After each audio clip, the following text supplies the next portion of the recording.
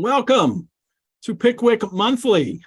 I am Edward G. Pettit of the Rosenbach Museum and Library in Philadelphia, Pennsylvania. And my Pickwickian co-host for today is Courtney Krolczyk. Courtney, welcome back. Hi, thank you again for having me, Ed. I'm so excited for another month of Pickwick. Good. I am looking forward to seeing your new Pickwick cup. Yes, I did. It was actually I continue to acquire more Pickwickiana, I suppose it would be called, this time at a resale shop in Houston, Texas. Good. Hold on to it. We'll see it in a minute. Then we'll get the full description and do all that. Let me just tell everyone, for 20 months, we're talking about Charles Dickens's The Posthumous Papers of the Pickwick Club, as it was first serialized in monthly parts from March 1836 to October 1837. And once a month, myself and one of a rotating set of co-hosts talk about each serialized part, and we do it for all 20 parts. Well, the last part's 19 and 20 combined. Along the way, I'll share some of the items in the Rosenbach's collections, complete serial issues of the Pickwick Papers, a portion of the Pickwick manuscript. We also have some Dickens letters and things, and I will share one of those letters actually today before we start. Today's episode is number 6, and it's chapters 15 to 17. We'll hear the immense publishing sensation, Ode to an Expiring Frog. Maybe we'll both take turns. We'll both get to read the whole thing, Courtney, because how can we resist? Mr. Pickwick will also be caught at night in the garden of a ladies' establishment. Oh my, that will be fun. If you're watching live right now and you haven't already done so, please like and subscribe to the Rosenbach channel, and also have fun in the live chat. If you're watching the recording of this, also please like and subscribe to the Rosenbach channel. And if you want to leave comments or questions, I would be happy to answer them after the show. Courtney, when you were first on, you showed us some of your Dickens ceramics that you collect, and I love that you collect these, and it's something that I wish I had. I have like one thing. I have a Micawber plate, and that's all I own. But I have a Micawber plate as well. I always see these Toby jug things and all this, and I want all those things. But you got a new one, so tell it. I was showing it. Yes, you can find, again, so odd, at a resale shop in Houston, Texas. It's this is actually from the second to last illustration in the novel. It's not really a spoiler since it just shows Fat Boy about to enjoy some dinner. And the interesting thing, though, if you do look at that illustration, they've actually added whoever made this one that is put on this mug, added Pickwick in here. It just has another female servant in the original illustration, so they kind of changed things up a little bit. So yeah, I thought that was fun to share. And I also got a new Tony Weller. Look at that. Who is, I'm trying to get him straight, who we have not seen, but we have heard of. We've heard of his marital woes. Sam has told stories of his father, but he hasn't entered the scene yet. He will at some point. I think we know he's a coachman already. Yes, we know he's a coachman. So yes, in the illustrations, he's often quite larger than your figure there. Yes, yeah, I guess so. They slimmed him down a little for that. Yes, it's economy sized. So all right, thank you for letting me showcase just a couple. I have a lot, and I'll continue to bring out ones that are relevant to the parts that we've covered. I love that, and that you still collect them, that you still look for them everywhere you go. And yes, I do. Good. What do you have? What novel? What do you have the most of? Pickwick, because they make the most from Pickwick. By far. So I mean, both just because I like Pickwick, and that's what you see most often. So yeah. It's interesting. I get far more Pickwick characters than any others. So, including some shockingly obscure ones like Stiggins. Do you know who Stiggins is? It's from he has a figurine. Wow.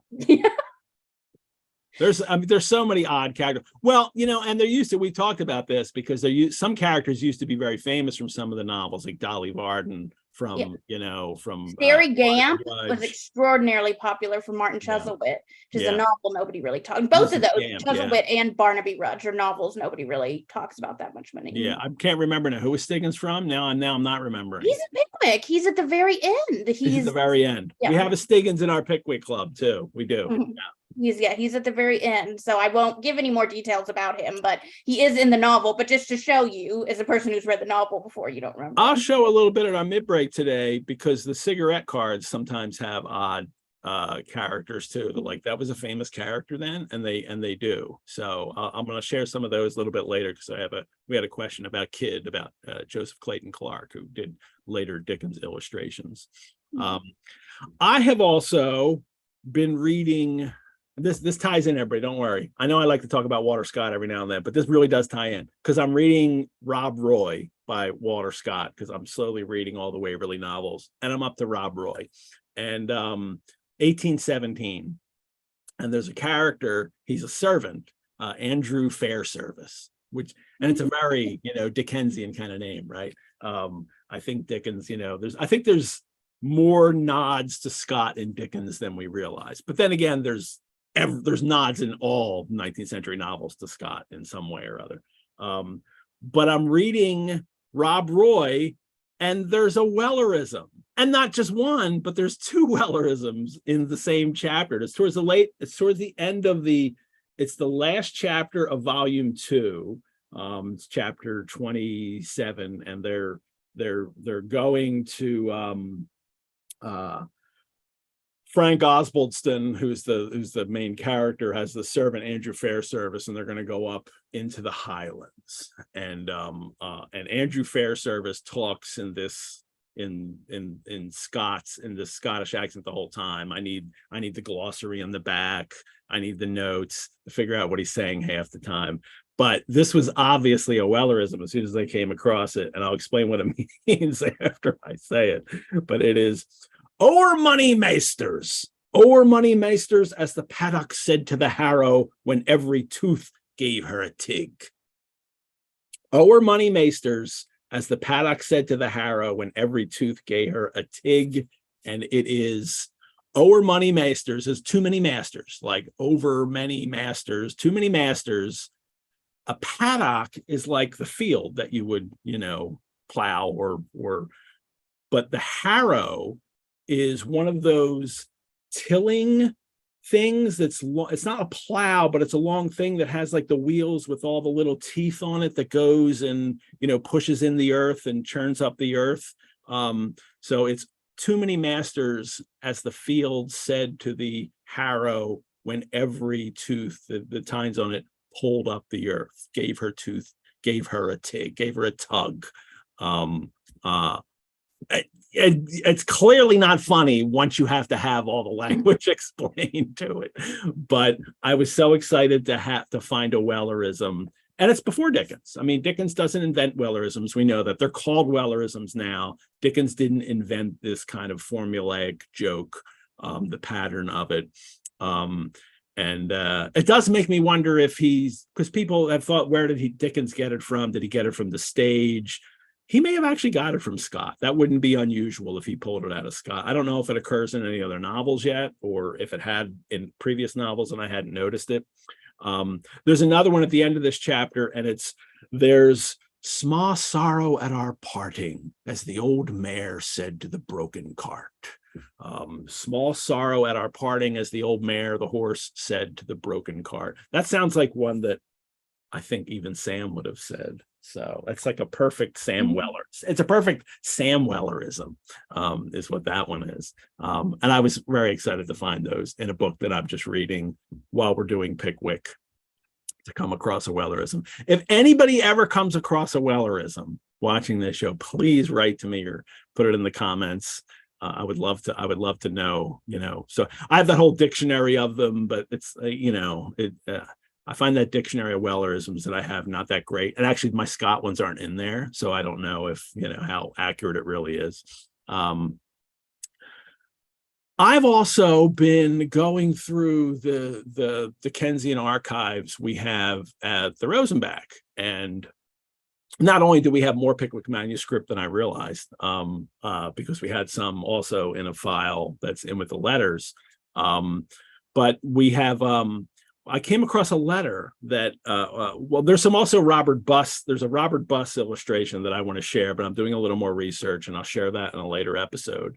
But the early Dickens letter is something I wanted to share today, and it is from 1835. It's a year before, it's the year before, during that calendar year before he writes Pickwick Papers. It's not dated. It's only, we're only able to date the 1835 because he's not married to Catherine Hogarth yet, and it's written to her. And it's just by what's going on in it. He mentions the sketches. It seems like it's 1835. It could be early 1836 as well, but it's probably 1835. And I'm going to share the image of it, and I'll read it to you guys. I think it's interesting, and I want to talk a little bit about Dickens's personal life in this. And I think this will play up to later to the end of the chapter is where I'm going to tie it in. So here's the letter, and it's Furnival's Inn up top. That's where he was living at the time. And actually, and when he got married to Catherine Hogarth, they moved into his apartments in Furnival's Inn, and then it became clearly too small for them, and they had to move out. Obviously, if you can't read the text here, I will read it to you. It's my dearest Katie. Oh, it's Thursday night. It says, my dearest Katie, it is nearly 8, and I have not even begun the sketch. Neither have I thought of a subject. Excuse the brevity of this note on that account, and believe that it is only occasioned by my wish to see you as early as possible tomorrow. I send you by George, who in Fred's absence on business is kind enough to be the bearer of this. And that's Fred. In other letters, he mentions giving letters to Fred to take to her. Fred is his brother, who has been kind of, I think he's living with him, or he's just there all the time. I'm not 100% who George is. It might actually be her father, George Hogarth. And I was looking up, I was trying to find other Georges in Dickens's life at that time. And I think it's George Hogarth. I think it's her father, who he had known before. That's how he met her. He had known him through the newspaper. And that's how he met Catherine. But I send you by George the volume which contains, oh, let's go to the next page of this. There it is. The novel, which contains the Life of Savage. Life of Savage, written by Dr. Johnson. Samuel Johnson. I have turned down the leaf, and it is how, now do read it attentively. If you do, I know from your excellent understanding you will be delighted. If you slur it, you will think it dry. You're chuckling because it is. This is so patronizing. I have written to Macrone, and this is, it John Macrone, the publisher? That Macrone is the publisher who he has done the sketches by Bose with, and he's promised him a whole nother novel, which he doesn't wind up fulfilling, but they do a deal that gets him out of this. But I've written to Macrone for Rookwood, and shall have it tomorrow, I doubt not. Give my best love to your mama and Mary. Write me how all is going on. Ever yours, my dearest love, Charles Dickens.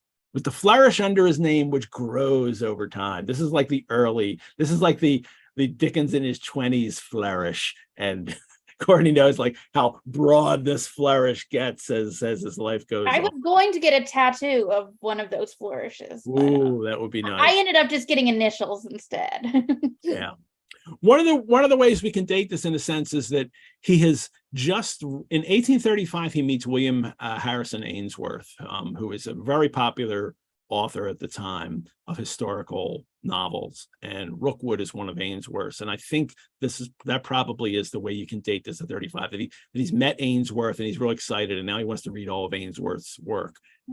Macrone is Ainsworth's publisher. Dickens is also publishing under Macrone as well. He has not yet met Chapman and Hall, in which he will do Pickwick Papers for. When he publishes Oliver Twist in Bentley's Miscellany, the last few numbers of Oliver Twist overlap with the beginning of Jack Sheppard, Ainsworth's novel, which was also famously illustrated by Cruikshank. Yeah.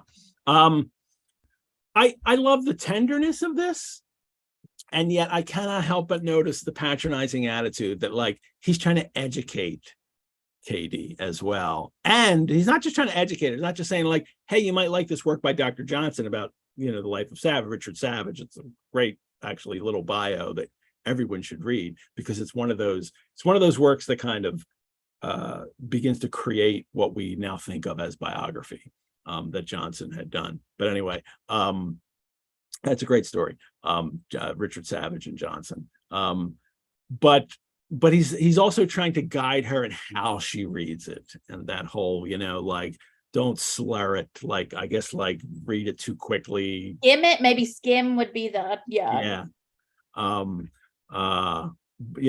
you won't get as much out of it. But in any case, I think it's interesting, and it ends because at the end of today's serial part, we have this little love story with Nathaniel Pipkin, which is very different from the other interpolated tales we've had so far.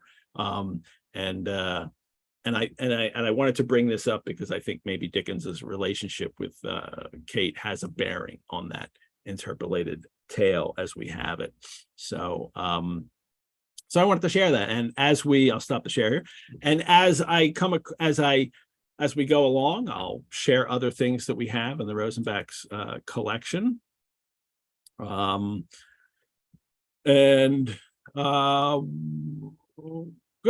So we'll go from there. Let's get started with the new issue. Now, in number 6, I want to share a couple of the advertisements, which I have photographs of. Because the copy that I share with everybody, the PDF from the University of Victoria Library, doesn't always have these early Pickwick advertisers in them. Neither does the issue at the Rosenbach. I've said this before, just to remind everybody, when this was first published, they would go through a print run of them, and then especially as the serial became very popular later, they would have to keep reprinting all the earlier parts. It's not like if you missed the first few issues, you would never be able to get them in 1836. They would start to reprint all the early issues so people could have them. And when they did those, they didn't always have the first Pickwick advertisers. I think probably because they weren't going to republish advertisements for somebody unless they were paying for them again. They paid for them for the first printing. They weren't going to pay for them. They weren't going to reprint them for later issues.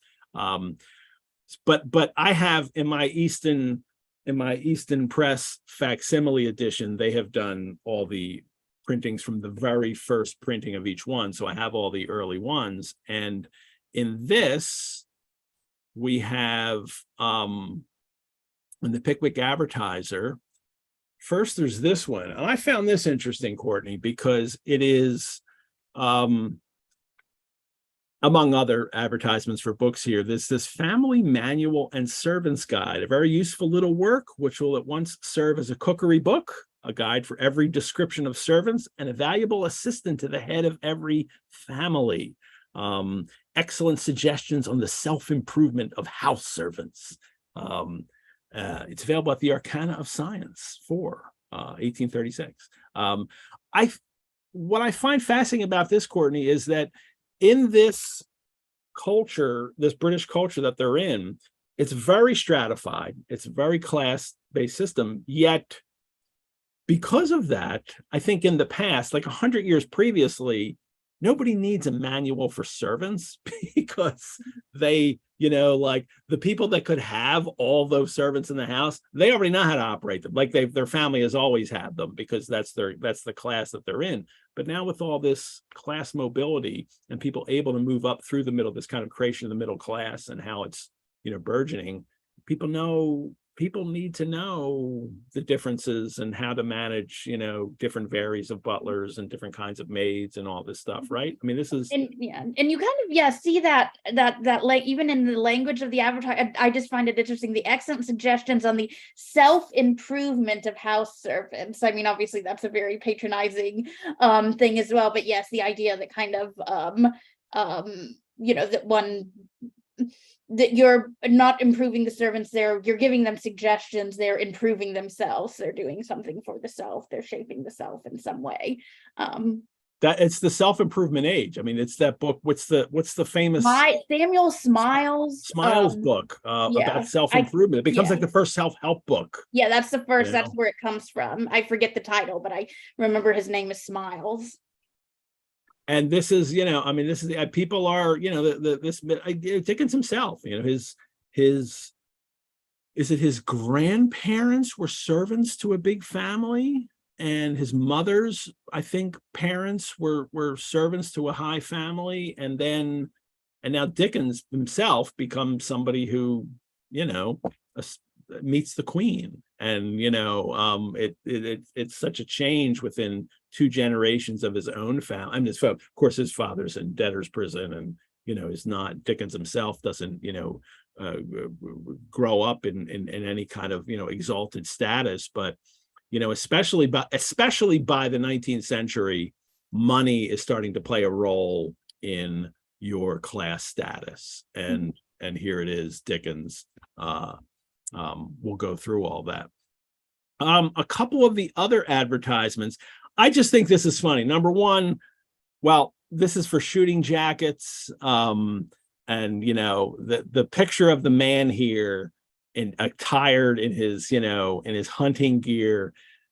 It's ironic because the posthumous papers of the Pickwick Club is designed as, we're making fun of these Cockney city gentlemen who go out and think that they could become country sportsmen, and now here they are. Here's an ad. Now the very serial that does that is taking, like this isn't Mr. Winkle here, but this is what Winkle aspires to be.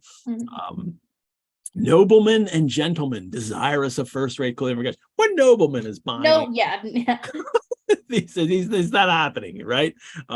But again, and this is for the more aspirational right classes, like those who aspire to be, and the ones who also Seymour in his early sketches would make fun of these Cockney grocers who are kind of fancying themselves, part of a new bourgeoisie who are going out. Mr. Pickwick and them needed this. They needed to go they needed to go and get fully equipped for their adventures going forward. There is boys' clothing at the bottom. I'm curious what skeleton dresses are for boys. Skeleton dress? I have no idea. I've never heard of that. I'm sure if I searched it, other things would come up besides what I'm looking for. Yeah, I don't know. 18 shillings for skeleton dresses. I wonder what the heck that is. Well, thank you. Now I've got to look that up. If anybody knows or can look it up quickly while you're watching, throw it in the chat and we will. This is some kind of like underwear, like long john type underwear. That's maybe what I would maybe guess if I had to. That's a good guess. Yeah. So. There's also an advertisement for instructions to young sportsmen and all that relates to gun shooting and the game laws. Winkle definitely should have gotten this book and read it before he went out to Dingley Dell. Also trout and salmon fishing. So I just think it's ironic that we have these sporting ads for people to do the same thing that the first purpose of this serial was to make fun of these kinds of people, and now we're advertising for them. And the last one in this Pickwick advertiser for this month, I think it's fascinating. These are the rates. This is what it would cost you to run these advertisements. We could go back and compute the lines in those other ones to find out what they paid for them. Not exceeding 10 lines, 7 shillings, a quarter of a column, 10 shillings and 6 pence. Half a column, entire column, half page, 2 columns, or an open page. So this is what the people were. This is the first issue that it shows up in, that not only are they going, now that they're getting enough circulation, because since issue number 4, it's the readership is really growing. They're they're probably in the tens of thousands. They're probably at over 10,000 already by this issue. And now they can put the rates out there. And then as this serial continues, the Pickwick advertiser in the beginning gets bigger. And then it becomes a Pickwick advertiser in the beginning of each issue. And then at the end of each issue, there's a whole series of ads. And these are the rates. All righty. That's the preliminaries that people would have originally seen. Well, actually, they would have seen those advertisements. Then they would have seen the 2 illustrations, and then they would have gotten right into the issue. So let's get into the issue.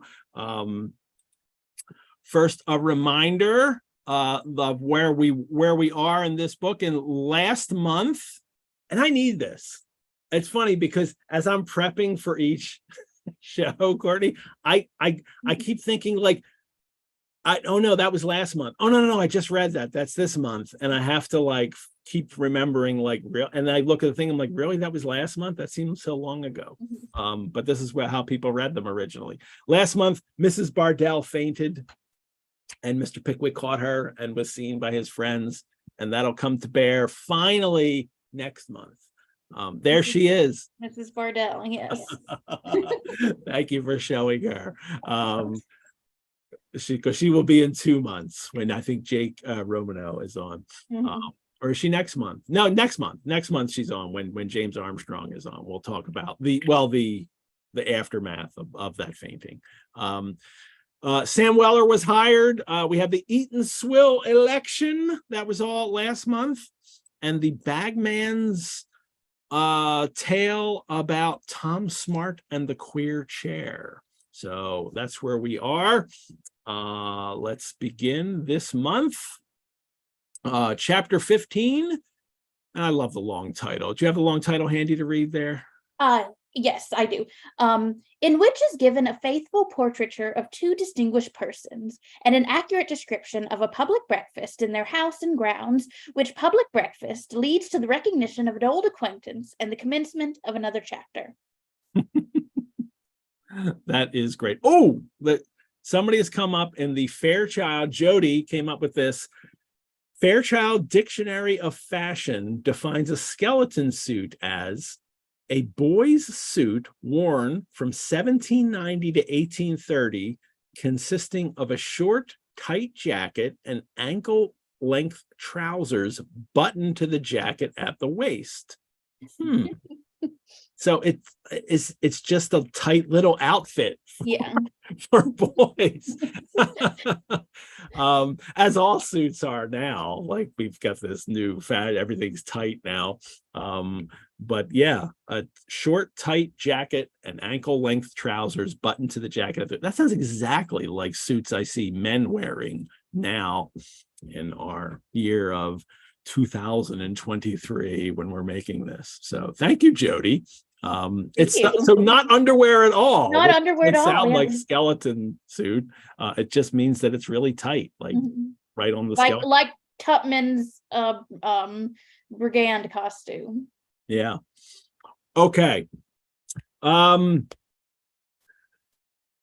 The title. I love these titles that harken back to 18th century novels, which Dickens loved, and then he has fun with even when he has short titles, which we'll also hit today too. They're kind of like a joke about the long title. But here we go. We're still in Eatanswill. Mr. Pickwick is staying at the Potts' house, and he gets his friends are at it says Mr. Pickwick's, the chapter opens, Mr. Pickwick's conscience had been somewhat reproaching him for his recent neglect of his friends at the Peacock. Remember, Tupman and Snodgrass are staying at the Peacock Inn, and Pickwick and Winkle are staying with the Potts family, Mr. and Mrs. Potts. So, and Winkle's been spending a lot of time with Mrs. Potts. We'll go more on that next month. But someone comes in, Sam Weller comes up and says his faithful valet putting into his hand a card on which was engraved the following inscription: Mrs. Leo Hunter, The Den, Eatanswill. Person awaiting, said Sam epigrammatically. Courtney, I got to ask you. I mean, this is probably not a note that you had, but I did. I'm there's a joke here, and I'm not quite getting it. Yeah. Said Sam, like persons awaiting doesn't sound like an epigram to me. But like I know, yeah, I'm just a little confused by the joke that Dickens is making here, and I wasn't going to bring it up, but I just did. I mean, honestly, an epigram is kind of like a Wellerism. I mean, normally it would be more like a Wellerism, like a, short kind of funny statement. Is he kind of saying that servants aren't supposed to say persons are waiting? Is that the emphasis that he's going with here? That Sam is just this kind of short, slangy way of talking that isn't that he's drawing attention to his kind of Cockney speech. Possibly. Again, that seems to be a fair interpretation of it. Yeah. I was just a little. I didn't quite know what it was, and so I'm bringing it up, and it's a minor point, everyone. But hey, but I also thought that was an odd descriptor there. Thank you. Does he want me, Sam? And he says he wants you particular, and no one else will do. As the devil's private secretary said when he fetched away Dr. Faustus, a Wellerism. That's a good one too. I like that one. As the devil, he wants you particular, and no one else will do, as the devil's private secretary said when he fetched away Dr. Faustus. So that's perfect Wellerism, the way it works, So anyway, it's a gentleman, even though the card says Mrs. Leo Hunter, and then he goes and meets him, and allow me, sir, the honor of grasping your hand. Permit me, sir, to shake it, said the grave man. So he's a little ridiculous right off the bat. We have heard of your fame, sir. The noise of your antiquarian discussion has reached the ears of Mrs. Leo Hunter, my wife, sir. So this is Mr. Hunter. This is Mr. Leo Hunter. The antiquarian, the noise of the antiquarian discussion, his fame of that, remember, is when Mr. Pickwick found the stone that was, it was Bill Stump's stone outside the house, and Mr. Pickwick thought it was an ancient, inscription, and he couldn't interpret it, and he got famous for it.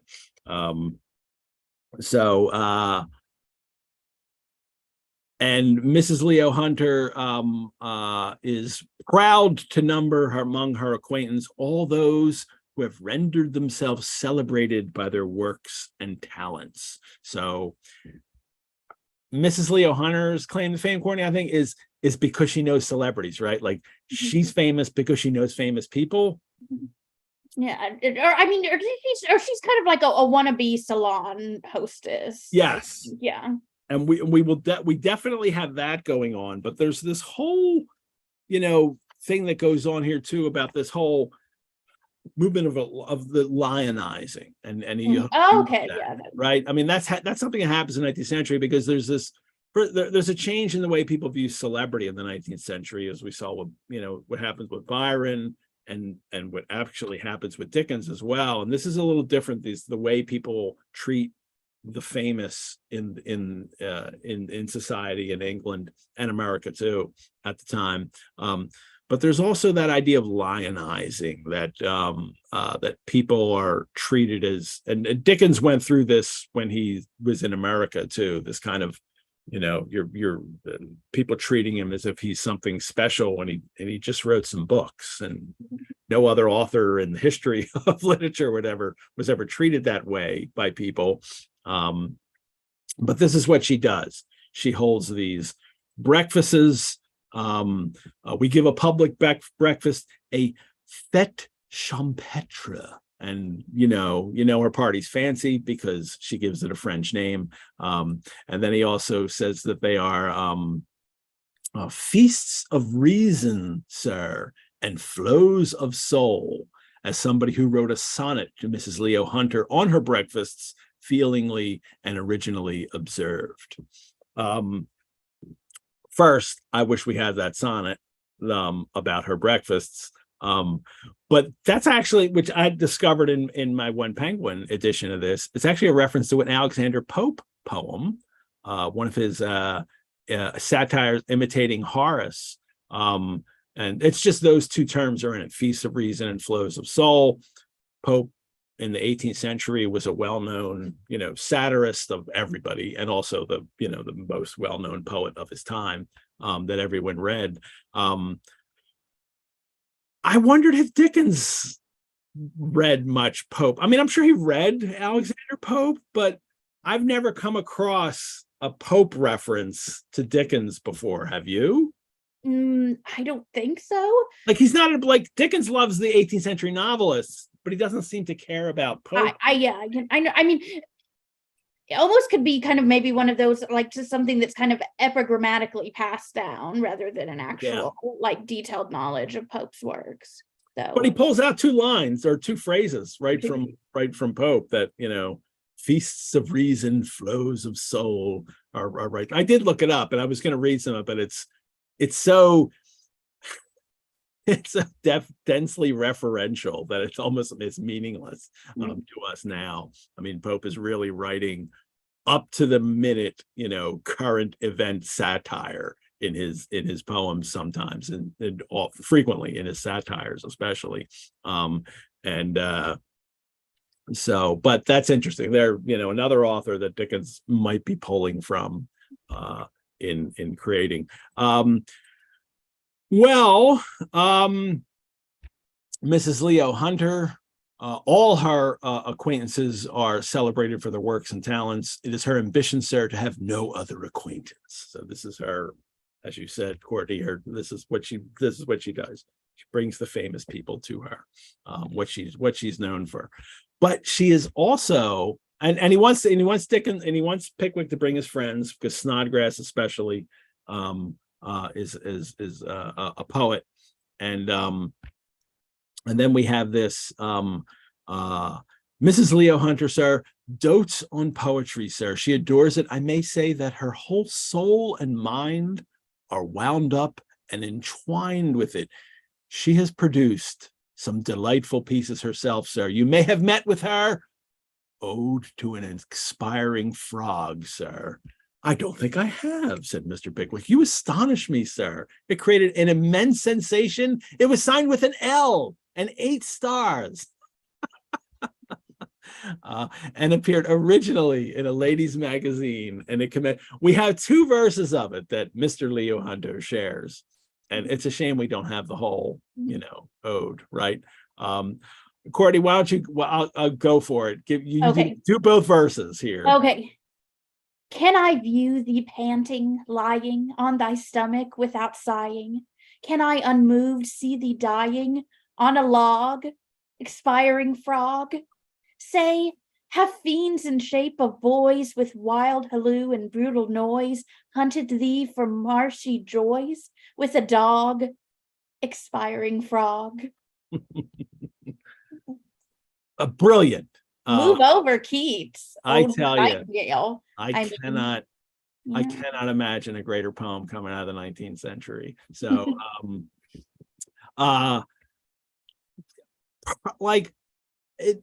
Courtney, for me, this is pitch perfect satire of that Dickens able to do it. I mean, this has become kind of famous as a parody poem, and I mean,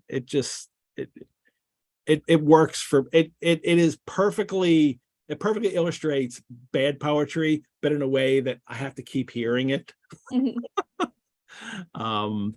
Can I view thee panting, lying on thy stomach without sight? And it's the on a log, expiring frog, and then the dog expire. It's just beautiful. So, I am so excited that we finally got to this chapter to do that.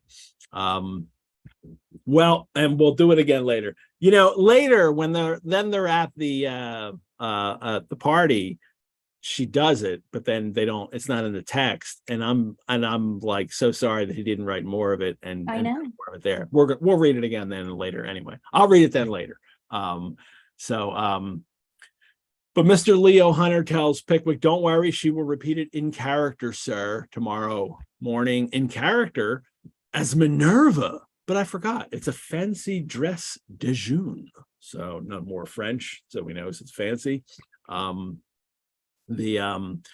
Mr. Pickwick can't possibly, he says, he's not going to put a costume on. This is, I mean, he's Samuel Pickwick, Esquire, of the Pickwick Club, famed antiquarian. He's not going to wear a silly costume. But Mr. Leo Hunter tells him, don't worry. In this moment of casual anti-Semitism, we get to real overt anti-Semitism when we get to Oliver Twist and Dickens' next novel. But here he says, Solomon Lucas, the Jew in the High Street, has thousands of fancy dresses. This is something that Dickens is even, I think it was in the second chapter of the novel when he talks about the Jews selling their wares on one of the streets in Rochester or something like that. So it's not the first time that he's singled and used that word as a signifier for a whole people.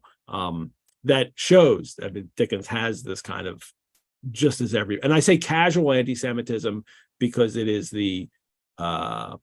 it's the way people were anti-Semitic, like the kind of that was accepted and everybody could be this way, which, is awful. It shows out. It's so ingrained that people don't even think about it in that way.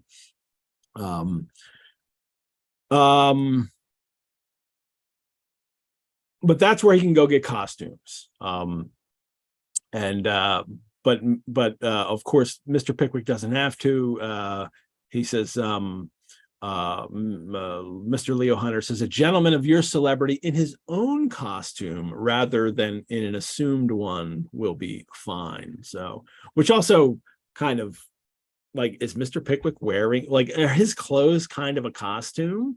Because that's kind of how I think when he steps out of the carriage, a boy applauds as if his gaiters are medieval or something like that. Because they kind of are in a sense. I mean, Mr. Pickwick, now this novel isn't quite an historical novel. I mean, Dickens is writing about 10 years before? I can't remember what's the first date in this novel. It's about 10 years before the actual when it's published. But Mr. Pickwick dresses like he's in, 1790. I mean, he's with the exception of the wig, he's, his costume harkens to a previous age, or his dress does. So then it does, in a sense, become a costume.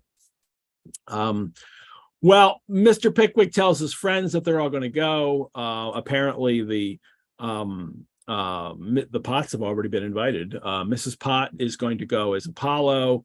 Tupman says, I shall go as a bandit. And Mr. Pickwick, with a sudden start, what?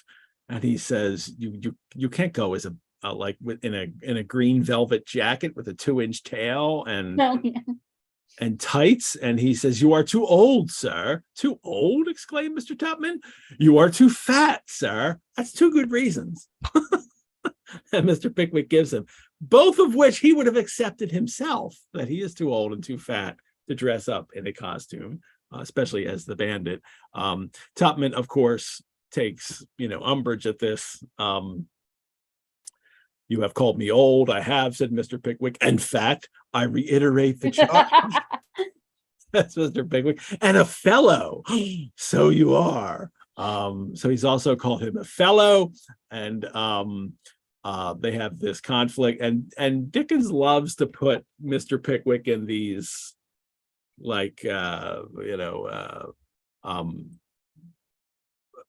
posture of an aggressor. He loves to put him in there. And here it is. The heroic man actually threw himself into a paralytic attitude, confidently supposed by the 2 bystanders to have been intended as a posture of defense. And so we're supposed to imagine that. It's a shame that we don't get illustrations for that as well. In the first issue of Mr. Pickwick and his paralytic attitude, which is supposed to be, him ready to fight. Luckily, Tupman, interferes, and for shame, gentlemen, for shame, and they're able to make up right away. It doesn't, come into full fisticuffs. They have both been hasty, and they make up right away. Well, now they'll head off to Solomon Lucas's. His wardrobe was extensive. lots of not strictly classical, but everything was more or less spangled. And what can be prettier than spangles, Dickens says. I love that. Everything's, spangly. And they find costumes to wear there in spite of the spangles, in spite of, you need lighting for spangles, but it'll be in the morning and the daytime, so they'll turn out okay. We find out that Mr. Potts was invited. Mr. Pott, not Potts. Mr. Pott was invited as the editor of the Eatanswill Gazette, and so he is, of course, written up in the Eatanswill Gazette how fabulous this party will be. And it's do you have that text there, the Eatanswill Gazette? Let me see. Let's see, carriage, Mr. Pott. It's in that a carriage. Eatanswill Gazette would present a scene of varied and delicious. Do you want me to read that? Okay. Sure. Would present a scene of varied and delicious enchantment, a bewildering coruscation of beauty and talent, a lavish and prodigal display of hospitality, above all, a degree of splendor softened by the most exquisite taste, and adornment refined with perfect harmony and the chastest good keeping, compared with which the fabled gorgeousness of Eastern fairyland itself would appear to be clothed in as many dark and murky colors as must be the mind of the splenetic and unmanly being who would presume to taint with the venom of envy the preparations making by the virtuous and highly distinguished lady at whose shrine this humble tribute of admiration was offered. That's quite a sentence. And I love a hearkening to this kind of, hyperbolic, almost like a stage impresario, introducing the things. But apparently the Independent was not invited to this, so they have been they've been publishing things against her, but unfortunately we don't get them. But this was Mr. Potts response to that, and of course he got invited. The morning came. Mr. Tupman in full brigand's costume with a very tight jacket, his open and ingenious countenance well mustachioed and corked, and a sugar loaf hat decorated with ribbons of all colors. We'll get to see a picture of this in a moment, with Fizz made for this. And Maverick, let me just share that now. This is the illustration. I'll just share it right from the serial part. Well, it's actually the after the Pickwick advertisement, which you have seen. Here's when they arrive. We'll get to their arrival in a moment, but as we're going through the costumes here, it's a little bit foxed, this one, but I still like showing the originals here because of the detail that will come out in them. Here's the brigand's costume. Really, if you haven't seen these in person, the detail is going to be it's just so much more apparent on the physical page than even in kind of with your Zoom function once it's been digitized. So they are the details really do stand out. When I look at these at the Rosenbach, it is it's arresting to see them. But this is clearly why Mr. Pick was like, you can't go in this costume, especially with the high waist to really show off the belly and butt here. I love which again not terribly different than the way Pickwick is. I know, and you're right, and there's the joke that I think that Fizz gets in illustrating this is like, are they really that different? They're not. They look virtually identical. They're in the same posture as well. Yeah, I love that's pulled off here because we don't have instructions like Dickens. I don't think he says like, "Hey Fizz, make sure you catch this thing." But Fizz does anyway in illustrating it. There were, at least in later novels, there were specific times when he would note a thing. But it happens sometimes here. But this is something that Fizz just can get right off the bat. It's not a hard thing for him to come up with. The others here are let me go to my notes here. Mrs. Leo Hunter is Minerva, that we will meet her in a moment here. And Mrs. Pott is Apollo, of course, because she has the lyre. That's how you know she's, Apollo. And Mr. Pott is a Russian officer of justice. So he's got this giant beard here and this kind of Russian hat. And Mr. Wink, and this is Snodgrass, and he's a troubadour.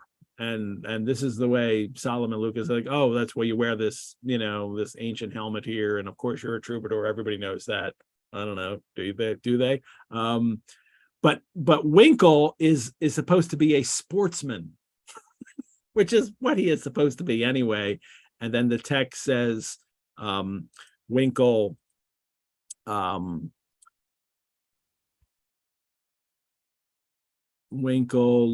like where is it? Mr. Winkle, who in his light red coat could not possibly have been mistaken for anything but a sportsman, if he had not borne an equal resemblance to a general postman. So he's, which is to say that he looked as much like a postman as he does a sportsman. And then Pickwick, of course, has his tights and gaiters. So that's his own regular costume. Well, let's get to the meeting of these illustrious personages in the text. They show up to the breakfast and meet Mrs. Leo Hunter. Mr. Pickwick, I must make you promise not to stir from my side the whole day. There are hundreds of people here that I must positively introduce you to. And I can imagine Mr. Pickwick, like, really, I have to meet hundreds of people. That doesn't sound like a lot of fun. It reminds me of the lionizing of Dickens when he comes to America in 1842, I guess 6 years from the time of this, and they have all these balls and everybody's like swarming him. He goes and gets his hair cut and people are, and then the barber's selling the hair to people. People are pulling pieces of he has like a fur kind of coat, I think, and people are pulling pieces off of it as he's walking down the street. But the treatment that he gets as a celebrity that happens in America, especially when he comes to Philadelphia. And when he comes to Philadelphia, he's already done New York. He's already done Boston and New York, and they've had all these balls and fancy, and he's no more. I'm not doing that anymore. I am just visiting. I don't need all that. I don't want that kind of attention. And someone in Philadelphia publishes in the paper that Mr. Dickens will be happily greeting everyone in his hotel in the morning at like 10 o'clock, or they give a specific time. So please show up at the hotel and meet Mr. Dickens. Dickens didn't say that at all. Someone literally just said that in a paper that he would do that. And now Dickens is faced with, if I don't do it, everybody will be angry and they will think I'm some kind of snob and I'm not willing to meet them. So he does do it, and he meets them. This is like the day that he's leaving, I think. And he's in a line for like 2 or 3 hours, just shaking hands, line one after another. He does not want to do this, and it's not just terribly boring, but it's very invasive. And then Dickens finds this, and he writes about it in American Notes. But that's what almost this reminds me. Like, Mr. Pickwick's going to have to just go around this party and meet like 100 people and shake hands, and he doesn't want to meet any of them really. He wants to take his notes and for people, which other people are doing for him now, with him now. And that's the first person that he'll meet. Mr. Pickwick, Mrs. Leo Hunter says, I have great pleasure in introducing you to Count Smorltork. And it's one of the funnier names in all of Dickens. Smorltork is a brilliant coinage for a name. He is a famous foreigner. We don't even know where he's from. And he is writing a travel book, but it becomes obvious he has no idea of England and what he's and who they are and what he's doing, and doesn't even understand what people are saying to him. He's just the famous foreigner. He's introduced to Pickwick. What say you, Mrs. Hunt? Pig Vig or Big Vig? He can't even get anybody's name down. She says, no, Pickwick. Peak, Christian name. Weeks, surname. Good, very good. Peak Weeks. How do you do, Weeks? That's the kind of person who's writing, travel book. And travel books are, this is also, a little bit of satire from Dickens as well. I mean, the travel books have become a big kind of, genre at this time. And everyone is writing, and then Dickens will wind up writing one with American Notes later. But can you count on them to being accurate accounts of where you are? I don't know. I would recount Small Torque's, book on England, obviously, but I wouldn't expect it to be an accurate book on England. Well, we're getting close to it. He meets Snodgrass and Snowgrass. And then even Mrs. Hunt's famous poem. What is that name? Fog? Perspiring Fog? That would be a good one too, but it's not. It's Frog. The entertainment comes, singers, a boy who forthwith proceeded to entangle himself with the rails of a chair. Looks like the boy did some kind of performance with a chair, some kind of acrobatic thing. And then Mrs. Pott gets to sing. She was heard to chirp faintly forth something with courtesy interpreted into a song, which courtesy interpreted into a song. And then we get it, Mrs. Leo's recitation of her far-famed ode to an expiring frog, which was encored once and would have been encored twice if the major part of the guests who thought it was high time to get something to eat had not said that it was perfectly shameful to take advantage of Mrs. Hunter's good nature. So although Mrs. Leo Hunter professed her perfect willingness to recite the ode again a third time, her kind and considerate friends wouldn't hear of it on any account. But we are going to do that here because we cannot go without at least a second recitation of at least the only two verses we have of it. There were many more. I don't know how many. It's an ode. It could have been, several verses long. But what we have left is, can I view thee panting, lying on thy stomach without sighing?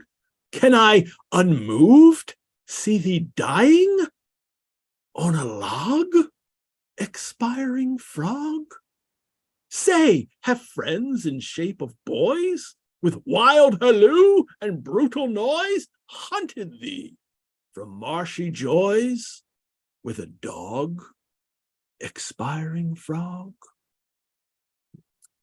I leave it to all of you. Clearly one of the delights of the 19th century. We should have a whole series on Mrs. Hunter's verse, but Dickens didn't give us more, or I would do that. All righty. Back to our story. No one will hear another verse of it, even though they want to, but no, they're not going to put her through that. I just heard applause from downstairs for my recitation. Thank you. So, my wife and daughter are watching the show. They just applause my recitation. They get a delay too. So from everyone watching. So I get to hear that. That's great. So, And there's applause online too. So thank you. It is a crime of posterity that we do not have other verses. Well, suddenly Mrs. Pott or Mrs. Hunter wants to introduce him to someone else. My dear, here's Mr. Charles Fitzmarshall to meet Mr. Pickwick. Coming, my dear man, cried a voice, as quick as I can. Crowds of people, full room, hard work, very. We all know who this. I love that. You have to know who it is just from those little phrases that he speaks in. Mr. Pickwick's knife and fork fell from his hand. He stared across the table at Mr. Tupman, who had dropped his knife and fork and was looking as if he were about to sink into the ground without further notice. It was Tupman, of course, who was tricked by Jingle over Emily. And this is, of course, Jingle. They know him by his voice. A young man dressed as a naval officer, made his way up to the table and presented to the astonished Pickwickians the identical form and features of Mr. Alfred Jingle. Jingle gets one look at Pickwick and friends and says, "Oh, I quite forgot. No directions to Postilion. Give him at once, back in a minute." And he bolts. Pickwick asks Mrs. Leo Hunter who it was, and she says he is a gentleman of fortune. I like that. Don't you want to be a gentleman of fortune? So I wish. He flees. He asks Mrs. Hunter where he's staying, and she says he's at the Angel Inn at Bury, which we'll get to soon, and at Bury St. Edmunds, and to the Angel at Bury, replied Mr. Pickwick, speaking very quickly. How do we know whom he is deceiving there? He deceived a worthy man once, and we were the innocent cause. He shall not do it again if I can help it. I'll expose him, Sam. Where's my servant? So I'll expose him. Sam, where's my servant? And they're going to, Mr. Weller, emerging from a sequestered spot where he had been engaged in discussing a bottle of Madeira, so which I have done in the past. So it's you have to talk about it. So it's Sam's off drinking. And they will head off there and in the next chapter.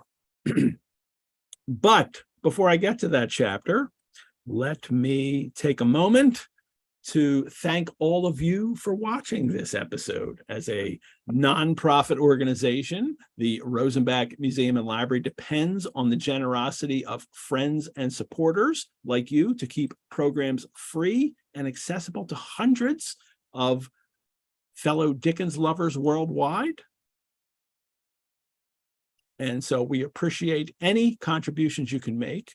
You can donate to the Rosenbach. You can do so at our website, and you can also become a member. Membership gives you free museum admission, discounts on programs and courses, and exclusive invitations to member-only events. You can learn about how to become a member on our website. And remember that Rosenbach membership also makes a great gift. There are lots of great in-person and virtual programs and courses at the Rosenbach. And some of these have just been posted for our upcoming season. You can go to our website to find out information about registration, when you can register. Members get early access to things, and then everyone else can register for courses and programs. You can find that out on our website. You can also join us on the Facebook group page, Pickwick Monthly, for lots more info, links, conversation, and fun. And you can always write to me at epettit, Pettettit at rosenbach.org. And if you do, I may share your questions and comments on this segment called The Corresponding Members of Pickwick Monthly.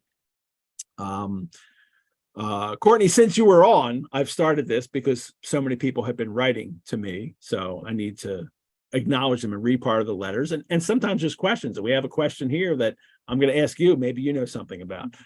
Henrietta has been writing to me, and she sent me some links including an excellent BBC radio dramatization of Pickwick from 1974 with Freddie Jones as Mr. Pickwick. You can find it on YouTube. It's really good. But she also wrote, she has 2 questions for you and your experts. Among illustrations for Dickensian characters are those by Kidd, K-Y-D, and I've shared some of these before. Have you ever heard how he came to be known by that name? Fizz, Kate Hablet Knight Brown, apparently was chosen because it went well with Bose.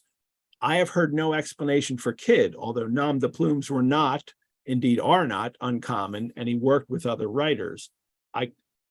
I couldn't find an answer to why Joseph Clayton Clark chose Kidd, K-Y-D, for a pseudonym he would use for his illustrations. And he did illustrate a lot of Dickens after that.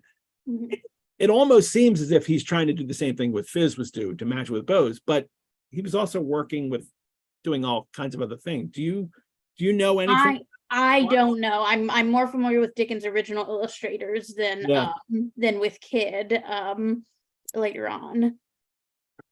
Yeah, Kidd's a later illustrator. He doesn't originally illustrate Dickens's work. If any of our audience knows anything about why he chose that name, I'd appreciate sharing. I mean, Kidd lives into the 20th century, and he goes on to create lots of illustrations for Dickens.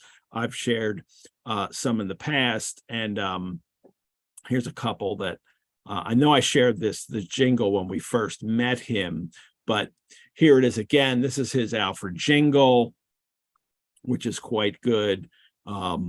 This is his Mr. Pickwick, which I love, which is I use on our webpage of the Rosenbach for this series with the glass here. This is his Tony Weller, or Veller. I'm sorry, I should say Tony Veller, Sam's father, who we'll meet later. I love that it's like he's holding a Manhattan or something, the shape of the cocktail glass. It's really great here. He did all kinds of other characters. And from these are the cigarette card. These are the cigarette cards, right? These became that. He didn't do them for that originally. He created these illustrations and he published them in a book. And he has a fat boy here somewhere. There he is. There's his fat boy. He did later do cigarette cards. And well, these illustrations were then used as for players' cigarettes as cards, which I have. These aren't originals. These are facsimile editions, but this is what they are. They're this small, and they would come, you'd get them, you'd buy a pack of cigarettes and you got a little card with them. And here's Mr. Pickwick here. And on the back, it would have a little information about who Mr. Pickwick was. Player Cigarettes did these. This is before, they came up with the idea to do trading cards for sports players or celebrities. They originated with cigarettes. And sometimes they were characters from novels, as they did. There are later series from other illustrators, but kids, were used early on. Oh, there's a Job Trotter too. Here he is. Him today. I didn't have an illustration of him, but there's Job Trotter in his mulberry jacket. So no, I don't know how Kidd came up with the name originally, but it does work well, just like Fizz works well with Bose. Kidd does. I mean, Kidd's not one of the original illustrators; he's just publishing stuff later. But that's all I have. There was another question from Henrietta. Second, you have generously shared findings from the copy of original serial version and their ads. After Nickleby first went on stage, an 8-hour two-parter, one of the university presses issued the individual parts with ads in a 2-volume softcover edition. I have that edition. It's really nice. You can buy it. It's 2 volumes. Nicholas Nickleby. It's just a facsimile edition, but it's in a book. It's in 2 books. It's very easy to read. She says, to your knowledge, have other novels by Dickens been recently available in that format, not necessarily in individual parts with green covers?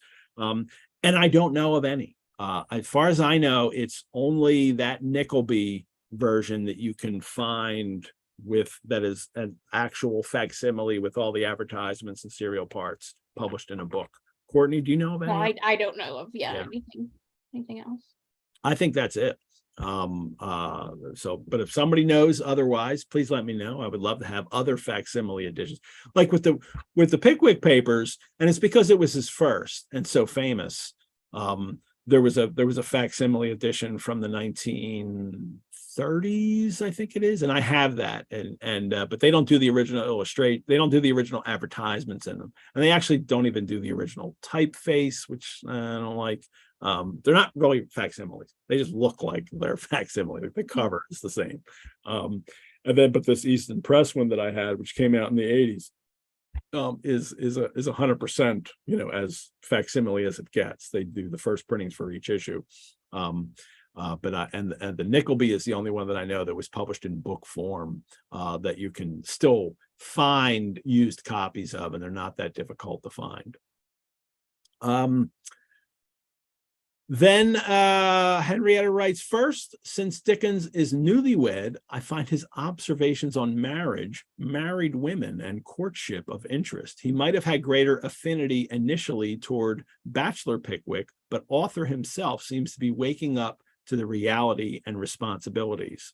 Using hindsight, knowing what will come in his personal life, we see him struggling with keeping all the parts in order and functioning, ever the micromanager.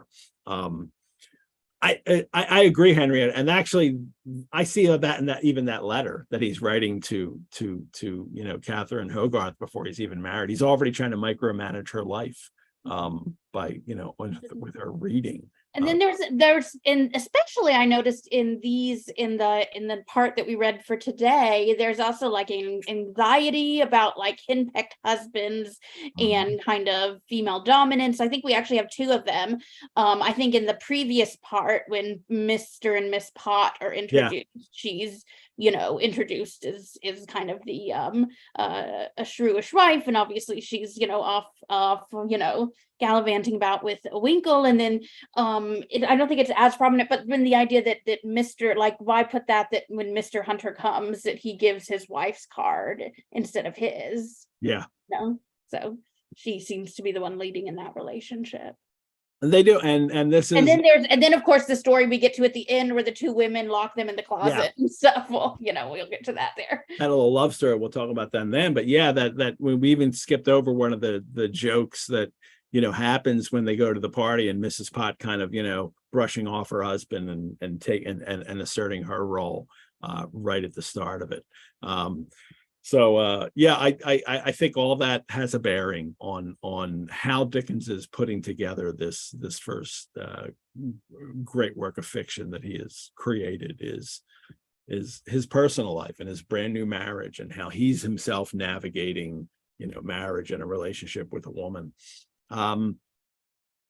Max M wrote to me, can I just say that I was a little disappointed with the illustrations in this episode, meaning Fizz's illustrations for the last one. He said, I do see hints of the ridiculousness that I expected, but I'm listening to the audiobook version and reviewing the text and illustrations because they're generally very fun and help me understand the puns and ironic names and spellings I would otherwise have missed. And I like that Max points that out, that's one of the things that illustrations do. As we noticed in Fizz's illustration, right, with Pickwick and Tupman, and how Pickwick's all like Tupman can't wear this costume.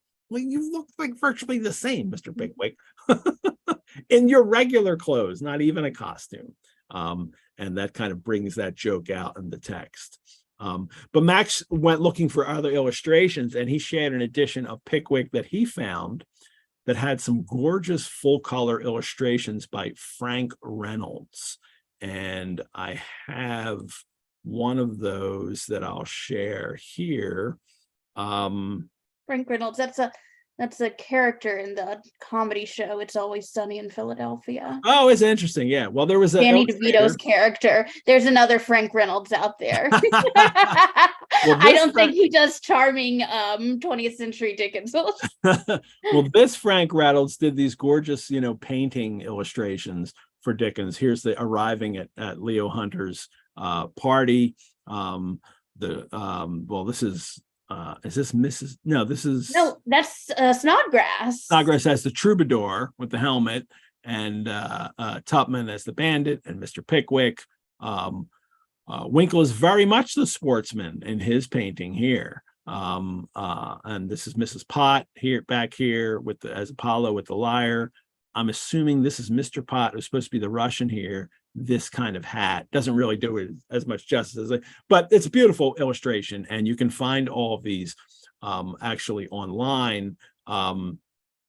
It was originally from a book called Mr. Pickwick, Pages from the Pickwick Papers, with illustrations by Frank Reynolds. It's first published in 1910, and it was only extracts from Pickwick Papers. But there were these 25 full color painting illustrations from Frank Reynolds in the book, and it's an abridged. This abridged version then was later reprinted as is. You could buy this in other, later editions that won't cost you a fortune if you're trying to search a used version of it. But they also did an unabridged version of Pickwick Papers, which Max told me he was able to find and buy, that also used the same illustration. So you can find, and it's the difference is if you find an edition called Mr. Pickwick, Pages from the Pickwick Papers, that's abridged. If you find an edition called The Pickwick Papers, that's the unabridged one. And they both have all of those great editions. Reynolds also went on to illustrate other Dickens novels, including David Copperfield. I haven't seen his Copperfields, but you can find all of his Pickwick illustrations online. Someone has scanned them and put them there in a great blog entry there. But behind me, I've always had the Frank Reynolds illustration of Pickwick called Mr. Pickwick Toast from 1912. Somebody gave me in a greeting card once. So kept that there. I think actually it was from this is from Mr. Samuel Pickwick Esquire himself, or Mr. Pickwick from the Philadelphia Pickwick Club. So it's given me this. And so that's always behind me anyway. That's a Frank Reynolds illustration. Well, finally, in our corresponding members of the Pickwick Club segment here, I have the corresponding members of Pickwick Monthly here. I received in the mail this lovely card from Bernice K, who sent this along with a donation to the Rosenbach. Encloses a donation in appreciation of my being able to attend Edward Pettit's wonderful series on Dickens's Pickwick Papers. I've attended all the online classes thus far. I wish I could offer more money, but I have been overwhelmed with expenses regarding my beautiful cat Iris, who has been undergoing chemotherapy for more than a year, which is very costly, but she is my special love. I am so appreciative for the Pickwick Papers and your museum, Bernice. Bernice, that's lovely, and clearly you do not need to apologize for making a donation. And I am sure everyone watching will join me in sending love to you and your cat Iris. Yes. If you're watching, my best wishes go to Iris. I know how special that relationship can be. Our Jane Pauston is running around here, and it's so wonderful that this show works for you. And Bernice has written me several times, and I love when she writes. So thank you, Bernice. I love to hear from all of you. So if anyone has a question or comment about the serial part for the month, or just Dickens in general, don't hesitate to drop me a note at epettit@rosenbach.org. All righty, let's get back to chapter 16 now, with the immense title, Too Full of Adventure to be Briefly Described. I like that. Now he's even making jokes about long titles, right? Odd, this opening of this chapter, Courtney, that it's this kind of traveling pastoral interlude, right? There is no month in the whole year in which nature wears a more beautiful appearance than in the month of August. And then he gives us and this is, as we're in August right now, right. reflects the current time it's being written. This would be published in August of 36, I guess. Yeah, I mean, one of the things Dickens is doing is, tying in this novel to, and this will happen again when it'll become so evident when we hit December and we get the Christmas issue, that he's, keeping his readers, involved with a live story in a sense, right? It's from the past, but they can, it's the same time of their lives, at least the time of the year of their lives. And this passage though it's like we're suddenly, watching the sky and the green fields and the flowers and the people working out there, and Dickens really enjoying himself, I think, in describing this scene. Just like, I'm just gonna describe this beautiful scene as they watch. So it's a very filmic. Like he describes it as they're kind of traveling. So it's this kind of movement across, and it's like a montage of images that we get to see. I know this has been, critics have written about this, the kind of, filmic quality of Dickens's works is before film is invented. And it's really true the way he kind of sees the world and describes the world for us. All right, I need another gin here. Before we get to Sam drinking, British Hollands. That's what I've been drinking today, and I need to replenish myself. Sam says to Mr. Pickwick, and then we get a little, this other thing happens here that I find fascinating. Delightful prospect, Sam, said Mr. Pickwick.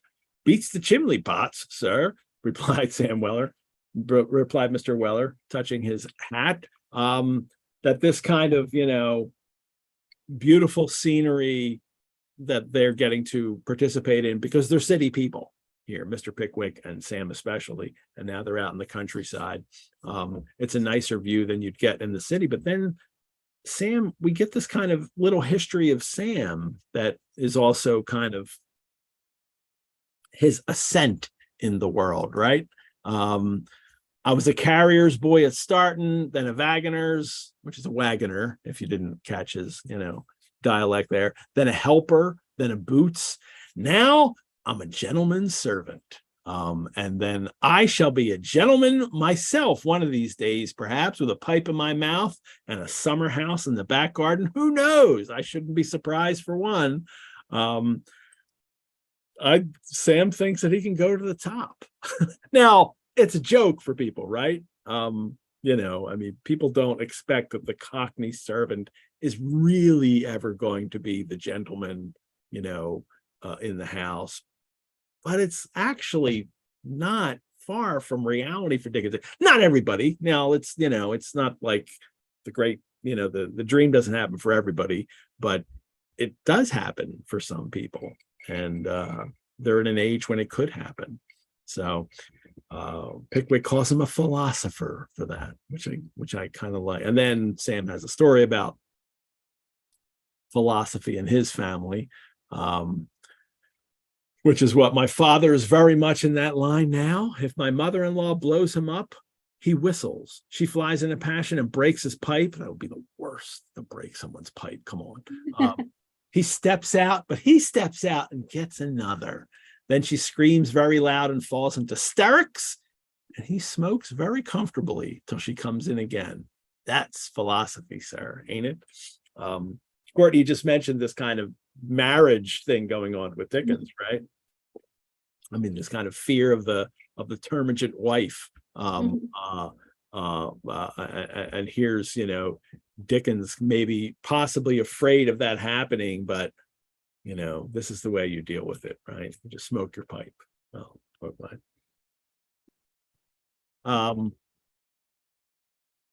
But more importantly, I think, is that whole story of Sam. Now, he goes on, he says he said, I once had unfurnished lodgings for a fortnight. And Mr. Pickwick wants to know what that is. And he's like, well, that's when you sleep under the bridge. That's what unfurnished lodgings are. And then he goes, and the opening of this chapter was this kind of pastoral tone poem of the beautiful countryside. And then we get very briefly this moment of kind of social realism in this, that Sam starts talking about the people that live under the bridge. Young beggars, male and female, as hadn't made a rise in their profession, takes up their quarters there sometimes, but it's generally the worn out, starving, houseless creatures as roll themselves in the dark corners of them lonesome places. Poor creatures as ain't up to the 2-penny rope, which is a kind of bed that he'll describe in a joke. But I mean, here we go. I mean, the first full-length novel, I mean, he's done this in his sketches, but here's, Dickens writing this fun comic novel, and he's going to throw a moment of, think about the people who don't get to be like Sam galloping along the countryside with Mr. Pickwick. Or like us, smoking a pipe, having my gin while we do this enjoyably. Dickens wants us to pay attention to that. And this, Courtney, this becomes a huge part of Dickens's endeavor in everything that he writes after this. Mm-hmm. I mean, and even kind of the funny description of the 2-pence rope or whatever. Yeah, the 2-penny rope. A description of like boarding house. It's this kind of bit of kind of, I don't know, like these. Henry Mayhew wrote a big work, and they're kind of like a cultural anthropology of like the slums of London, and the city dwellers and streets, and what's life is like for the underclasses. So I think you get like just a little bit of that there as well. I mean, there's always that. I mean, and especially in Victorian, there's that kind of voyeuristic, entertainment aspect of this too. That like the middle class looking at these very poor people and kind of buying these things and almost being entertained by it in a sense. But at the same time, they're also being made aware of it. And Dickens, it seems to me, very much recognizes this and uses this to, help change society. Well, now we're going to get to the angel. Here it is. And this, said Mr. Pickwick, looking up, is the angel. Order a private room and do not mention my name. They're going to be secret. They're in Bury St. Edmunds.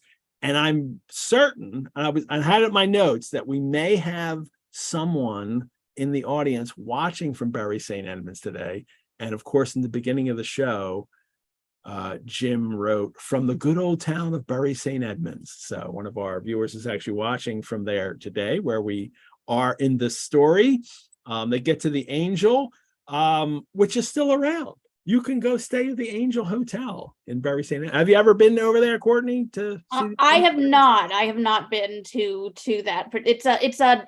I'm familiar with the name though. It's well, there was an abbey, and I think there was an abbot there who wrote an account, like a 12th century account of life there, and Carlyle used that as the basis. Thomas Carlyle used that as the basis of his book Past and Present from the 1840s. So. And the Angel Hotel, which is still there, is actually across the street from the abbey. Okay. So they have this great, spot in Bury St. Edmunds. Dickens stayed there, and he stayed there in 1835 when he was traveling around for the Morning Chronicle following elections. But then in 1859 and 61, when he was doing reading tours, those 2 different years, he stayed at the Angel Hotel again. And you can now go to the Angel Hotel and stay in room 215. They call it the Charles Dickens Suite because that's the room that he stayed in 59 and 61. Wow. So they have a blue plaque there, for Dickens. Charles Dickens stayed here. And but the David Copperfield movie, the last one that just came out, from Armando Iannucci, they filmed there, and they filmed in front of. Is that the one with Dev Patel in it? Yeah, with Dev Patel as Copperfield. They filmed in front of the Angel, so you can see it in that movie. It's this gorgeous building, and it's all covered in ivy. The front, it looks really great. It's like I think it's a high-end hotel now, though. So I don't know if I can afford to stay there, but but Dickens could and did then. Well, Pickwick and Sam take a room, but they don't give their names. And Mr. Pickwick says, the first thing to be done, Sam interrupts him. Order dinner, sir. It's very late.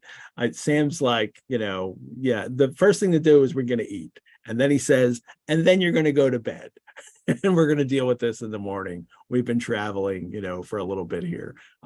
Sam's the realist here, but he also wants dinner. So I get that.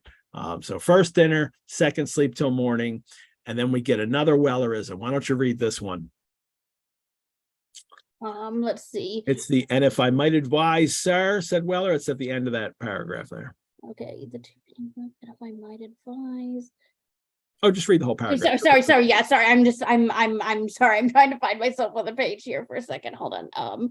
Was trying to keep up. I think you're right, Sam.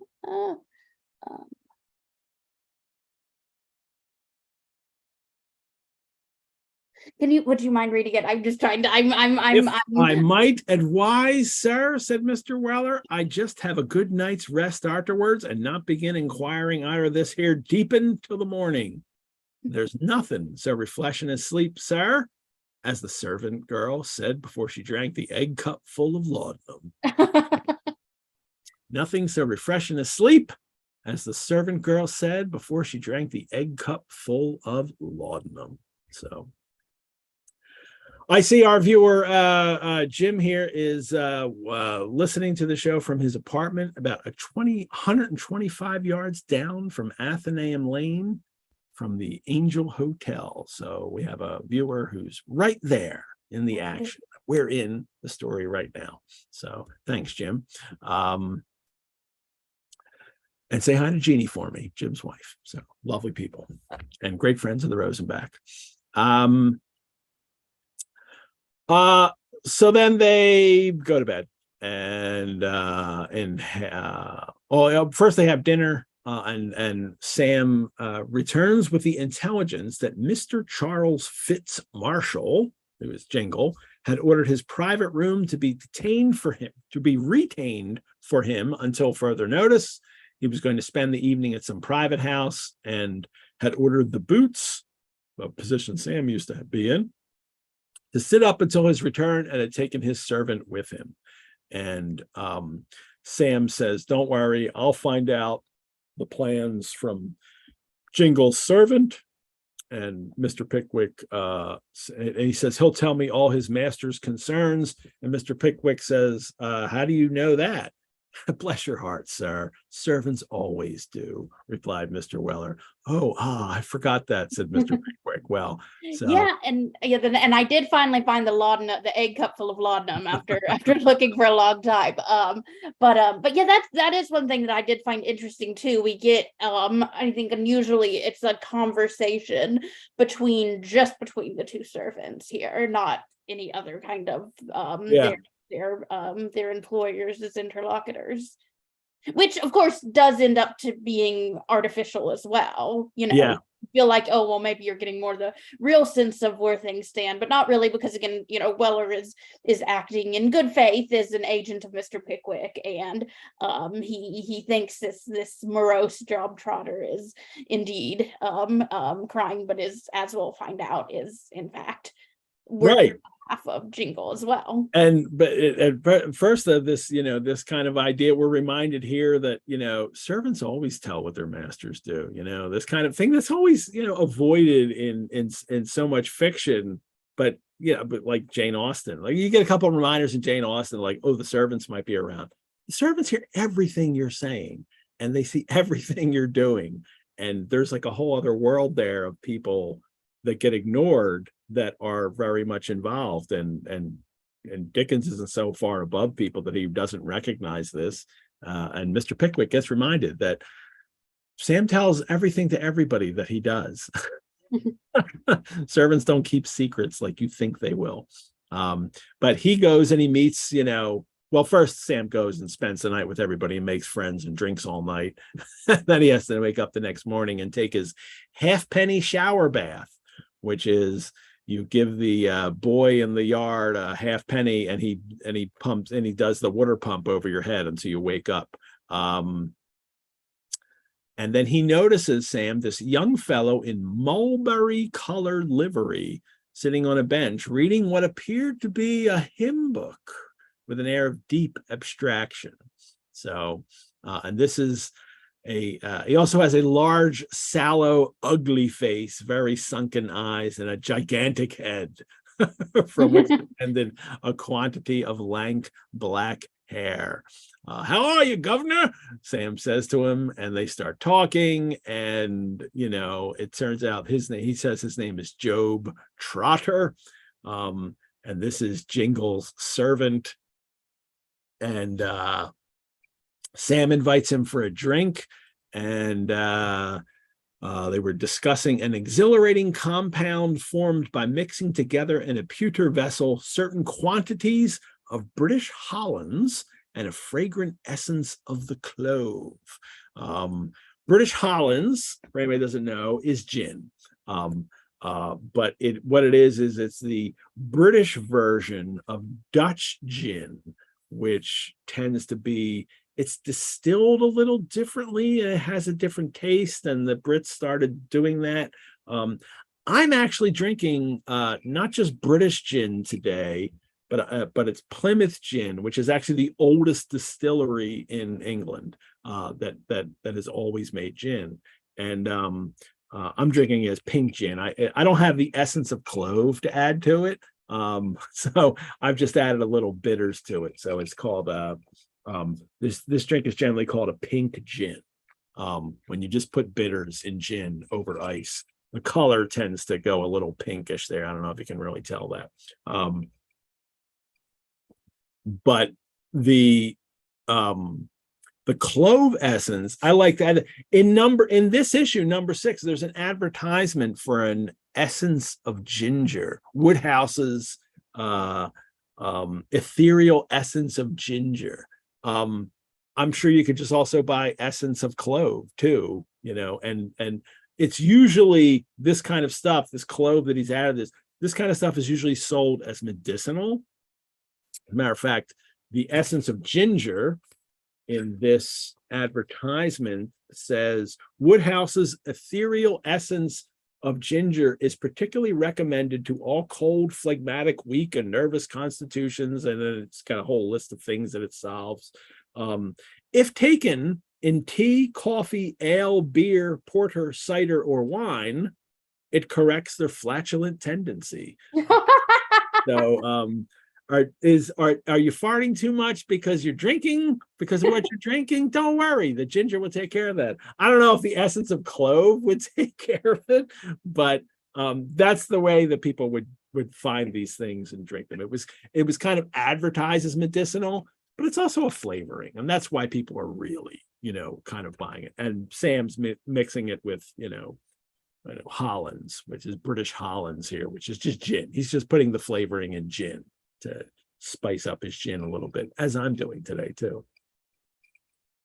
Well, Job Trotter tells him that he's upset and he's bummed out because his master's going to be married and he's going to run away with an immense rich heiress from a boarding school. He's going to run away, elope with this young, woman who's rich and staying in a boarding school.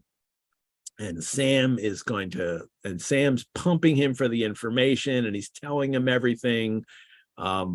He says, if only, Job Trotter says, if only I knew a respectable gentleman who would take the matter up. And of course, Sam leads him right to Mr. Pickwick. From the beginning, and we know this because we've read it, Job Trotter is there on purpose to trick Sam, to get him to get him into this plot of Jingles. Throughout it, I wonder if Sam knows what's going on. Because there's a couple things that happen here, and tell me what your opinion is, Courtney. Trotter suggests, and then he meets Mr. Pickwick, and then he suggests that Pickwick surprise the elopers in the garden. That's the only way to do this. But some of Sam's comments kind of seem directed at the readers as much as the other characters here. And I wonder if there's this little wink to us. He says, Trotter's like, I knew here we are. Nothing but taking him in the very act of eloping will convince the old lady, sir, replied Job. And then Weller says, all them old cats will run their heads against milestones, observed Mr. Weller in a parenthesis, like he's talking to us, right? Like he's saying it kind of off to the side. I just, and then the whole crying every time Job, you mentioned this already, that Job starts to cry. Sam's like, come on, what are you crying for? And then when this is all done, Sam even says to him, like, you got to teach me that trick. How do you cry like that?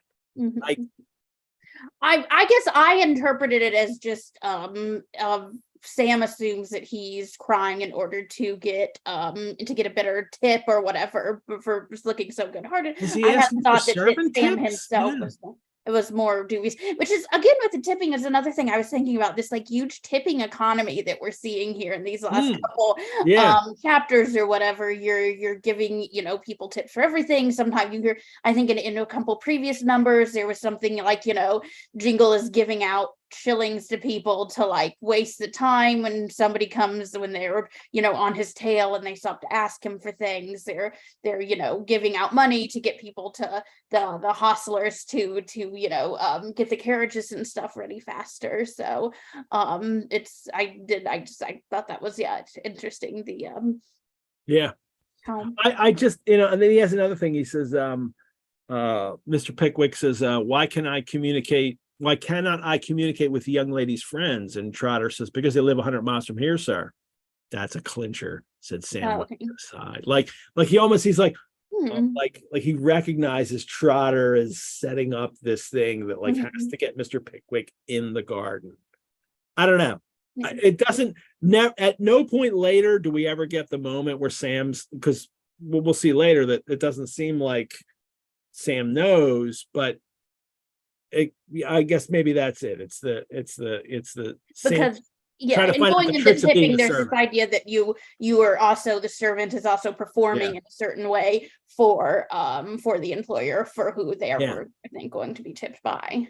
He says, not a bad notion, that air crying. I'd cry like a rainwater spout in the shower on such good terms. How do you do it? Like, you know, he's trying to figure out, like, how do I get to do the things that you do as a servant? So anyway, I wonder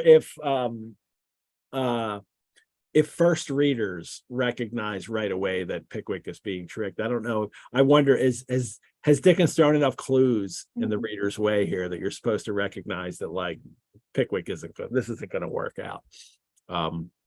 Well, it doesn't work out.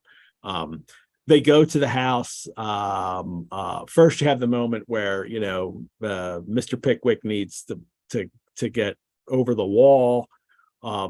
Whether Mr. Weller's notions of a gentle push were of a somewhat rougher description than Mr. Pickwick's, the immediate effect of his assistance was to jerk that immortal gentleman completely over the wall onto the bed beneath, where, after crushing 3 gooseberry bushes and a rose tree, he finally alighted at full length. Yeah, so that is another interesting moment, because I mean, obviously, Sam Weller seems to be kind of, you know, his buddy throughout this thing, but like there's this, you know, undertone of animosity potentially there. Yeah. He shoves him over the hedge. Completely throws him over, like crash down. You know, you ain't hurt yourself, I hope, sir, said Sam in a loud whisper as soon as he had recovered from the surprise consequent upon the mysterious disappearance of his master. And Pickwick says, I have not hurt myself, Sam, but I rather think you have hurt me. But yeah, like Sam seems to like, oh, I'll just like throw him over and it'll be fun. There's kind of irony there that the surprise consequent upon the mysterious disappearance. I think Sam knows what he's doing, right? Well, Mr. Pickwick hangs out in the garden, waits of the time when he's supposed to knock on the door, and Job Trotter will let him in, and then they will like surprise Jingle or Charles Fitzmarshall. But he walks on tiptoe to the door, he taps it, someone comes down, the door opens, Mr. Pickwick hides, but it's not Job Trotter, but a servant girl with a candle in her hand. And Mr. Pickwick's like, oh no. And then she says it must have been the cat, Sarah. And then she goes back in, and Mr. Pickwick's like, I don't know. and then it thunder and lightning, and then the rain came down with a force and fury that swept everything before it. Mr. Pickwick tries to leave then, well, because there's a tree on his right, a tree on his left, a third before him, and a fourth behind in a thunderstorm, lightning storm. Oh my, he tries to escape. He can't escape. He's stuck here in this situation. So he tries to knock again. And then everyone shows up, right? And it is "Who's there?" screamed a numerous chorus of treble voices from the staircase inside, consisting of the spinster lady of the establishment, 3 teachers, 5 female servants, and 30 boarders, all dressed and in a forest of curl papers. This kind of army of women have come now to, confront poor Mr. Pickwick.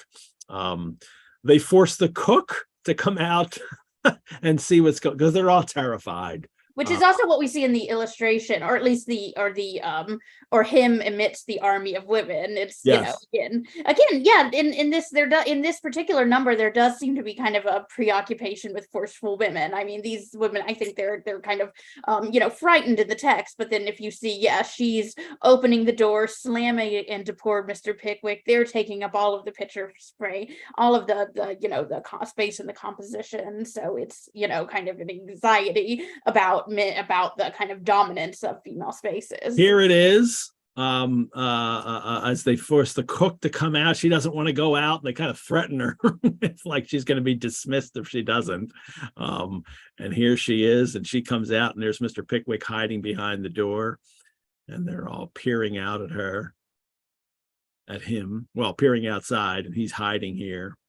And in a moment, here's the one that sees him. Right? She's looking here through the crack, and she can see him through here.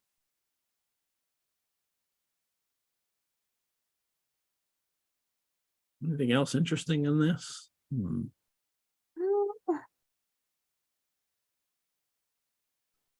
He's hiding out here. All righty. And then someone sees him, that one sees him. The man behind the door, screamed Miss Smithers. And then everyone cries and faints. The lady abbess faints away. The boarders, the teachers, the servants fell back upon the stairs and upon each other, and never was such a screaming and fainting and struggling beheld. Mr. Pickwick emerged from his concealment and presented himself amongst them. "Ladies, dear ladies." "Oh, he says we're dear," said the oldest and ugliest teacher. "Oh, the wretch." Little casual misogyny there too, we get in Dickens as well. So we'll get all of that when we read this novel. But it might have been Mr. Pickwick's appearance, or it might have been his manner, or it might have been the temptation, irresistible to a female mind, of hearing something at present enveloped in mystery. All you women, all you want is you're all too curious, right? That reduce the more reasonable portion of the establishment, some 4 individuals, to a state of comparative quiet. And then he is, they want to hear his story because, of course, they're curious. And he suggests that if he locks himself in the closet, or if they lock him in the closet, he will tell his story. They agree to that. They lock him in the closet. He says, "Go get my servant. He'll tell you what's going on." Well, he tells them. He says, he lock him in the closet, and he says, "Mr. Charles Fitzmarshall, your friend." And they're like, I don't know who that is. And then he says, well, he's going to come here, and they don't know who he is. He realizes that he's been deceived and deluded. He has been the victim of a conspiracy, a foul and base conspiracy. Send to the angel for my manservant, and he will get me. And they say, well, you must be respectable if he keeps a manservant. And but one of the others says that she thinks his manservant keeps him. I think he's a madman, Miss Tompkins, and his other's his keeper. But they send for Sam. Mr. Pickwick realizes he's been tricked.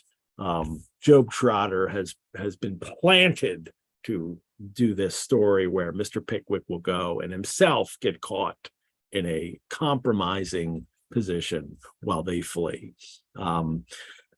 But who comes to save him? Not just Sam Weller, but old Wardle, Mr. Wardle from Dingley Dell, and his destined son-in-law, Mr. Trundle, come and save him and bring him back. And Mr. Pickwick, when he returns to the Angel Hotel, vows to get Jingle. Jingle suspected my design and set that fellow on with this story, I suppose, said Mr. Pickwick. Just that, sir. It was all false, all, sir, regular do. Artful dodge, Sam calls this. Of course, we can't help but hearing, right? Artful dodger in that.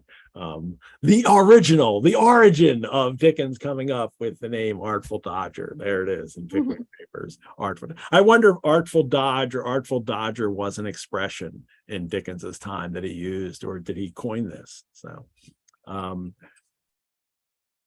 well, whenever I meet that Jingle again, wherever it is, said Mr. Pickwick, raising himself in bed. That's how serious this is. He's going to raise himself in bed and indenting his pillow. Go ahead, read that. Indenting his pillow with a tremendous blow. I'll inflict personal chastisement on him, in addition to the exposure he so richly merits. I will, or my name is not Pickwick. Yes. Nothing like threatening someone with personal chastisement. That would really, that would make me shake in my boots.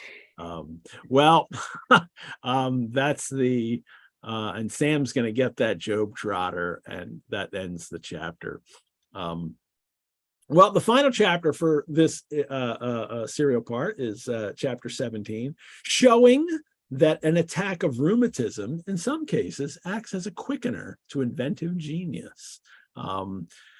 Mr. Pickwick, in the process of being washed in the night air and rough dried in a closet, is as dangerous as it is peculiar. Mr. Pickwick was laid up with an attack of rheumatism, which is just kind of their colloquial. It's the 19th century colloquial, aches and pains from an ordeal, right?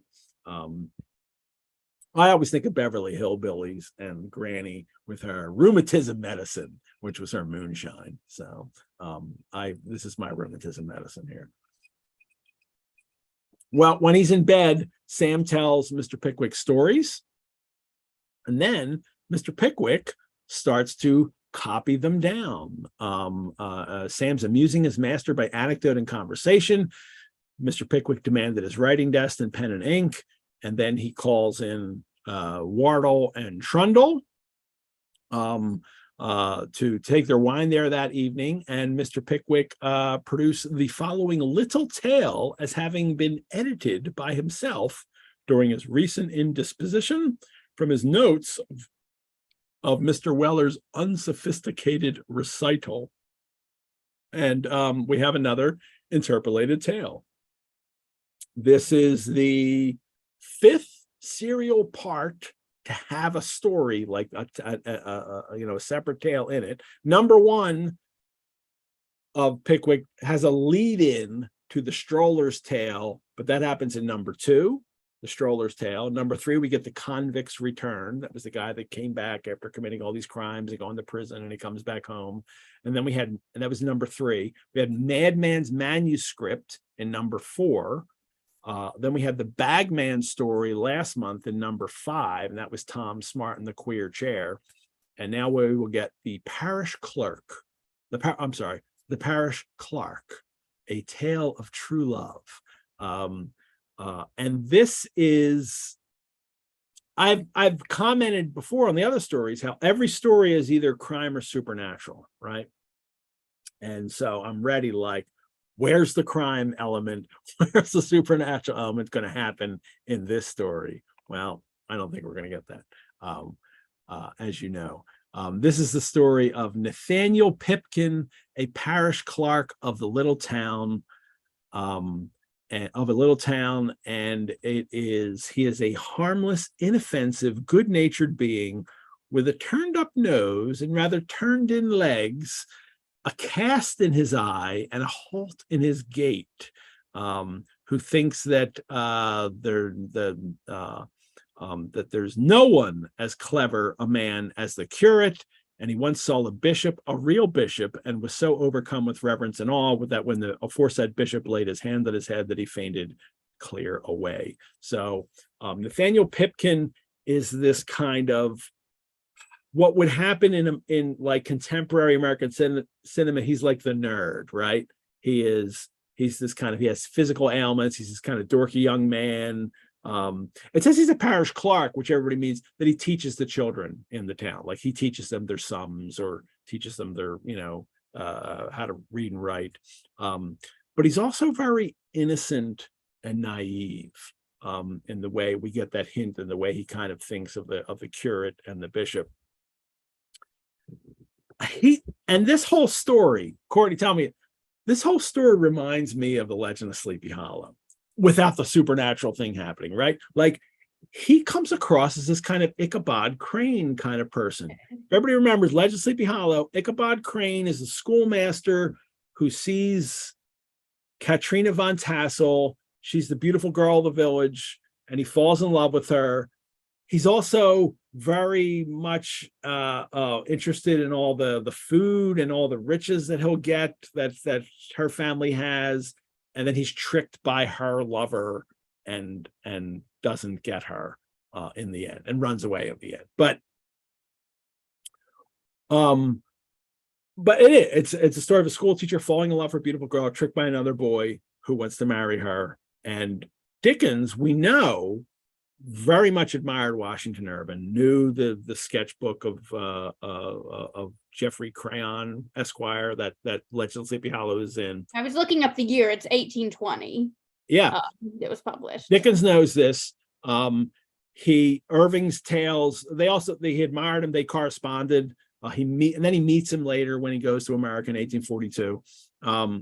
And there's also that whole Old English Christmas thing in the same sketchbook that Irving writes that Dickens absolutely knows and uses later, and in this book in Dingley Dell for the Christmas thing. So I looked this up and I did a little research. I can't find any other critic out there who talks about any connections between, or that the Legend of Sleepy Hollow may have been an influence on this little tale. So but I see these little connections here and not that Dickens is like reading Legend of Sleepy Hollow and saying, "Ooh, I'll rewrite that." It's not that. It's just that this tale seems to echo some of the things that we know that Dickens admired Irving's book. And also we know that later, which we will see in December when we get to the Christmas issue of Pickwick Papers, that he actually is influenced by Irving's Old English Christmas tales in that book. So this is another instance that I think that he may have been influenced by Irving.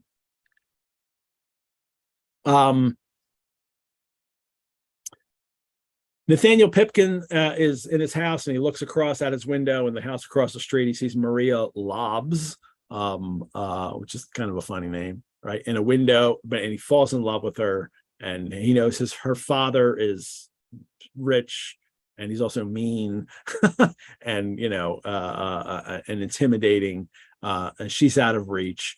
But of course, and he's the great saddler. That's how he's made his fortune, as a saddler. And she's out of reach, but of course he dares to aspire to the hand and heart of the only daughter of the fiery old Lobbs. He's rich. And Nathaniel Pipkin should have had the temerity to cast his eyes in this direction, but love is blind, and Nathaniel had a cast in his eye, and perhaps these two circumstances taken together prevented his seeing the matter in its proper light. If you don't know what a cast in the eyes is, it means he's kind of cross-eyed, or one eye isn't kind of lined up with the other. So the joke there is that love is blind. Well, his sight isn't all that great to begin with, so that's why he's okay with pursuing this, even though she's out of reach for him. Just briefly, he finally declares himself to her he kisses his hand to her. She seems to pay attention to him, and then he declares himself to her. And she has a cousin, right? Her cousin Kate, who is with her. Repeatedly described as wicked. Wicked, yeah, wicked. A roguish twinkle in her sparkling eye. And this is the whole thing that like Dickens has just married Catherine, who he calls Kate. That's her name. And I can't believe that anybody writes a character named after someone they're close to, or themselves, and sometimes. And that echo isn't there. Like, how do you write a character Kate when you're married to a Kate? Like, I'm married to a Kate. If I write a character in a story called Kate, my wife is going to be like, why are you writing about me? Are you really also married to a Kate? I am. I'm married to a Kate. So it would, like, you can't get over that. If I named a character after one of my daughters, they would be like, oh, why is that? I think there's something going on here. Now, we've already talked about this, and Henrietta wrote about this too, which I think is fascinating. Like, Dickens is, he's newly into this marriage, and here we have a story that isn't supernatural, like Irving's story kind of goes, although it's not really a supernatural story. It has those elements of it. But other tales that Dickens has inserted into Pickwick have been either supernatural or have been involved in some kind of horrific crime, right? That is like, that kind of chills you. There's supposed to be stories that thrill and chill you. This one doesn't do that. Even with, well, the rest of the story is that he declares himself, and it's the wicked Kate who kind of, is the go-between in a sense, or she answers for her cousin Maria.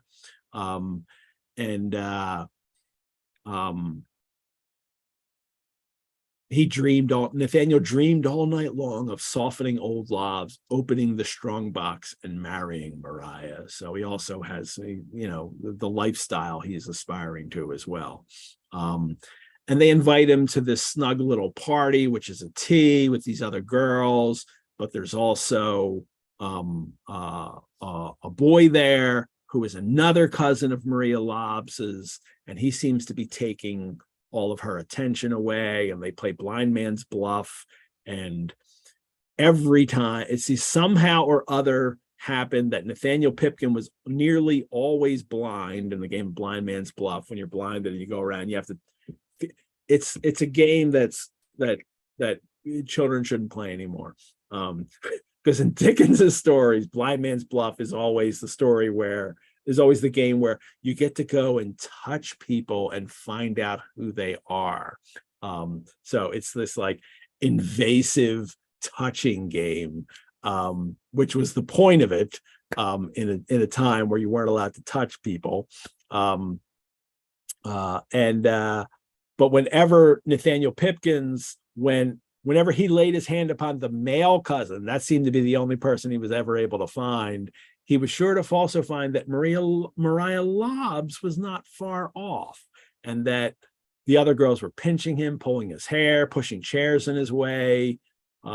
He swore he heard the sound of a kiss, followed by a faint remonstrance from Maria Lobbs and a half-suppressed laugh from her female friends, that it becomes obvious that he's the dupe here. They invited him as like the nerd to the party that they were going to play tricks on, and he's the only one not in on the joke. And this is where the point in the story where I start to feel like all this sympathy for Nathaniel, like, oh my God, that's so awful what they're doing to him. I'm sure for Dickens and his day, they just thought that was hilarious. I feel nothing but sheer, like, this is horrible. This poor guy, he's in love with this girl, and they're doing this to him. Well,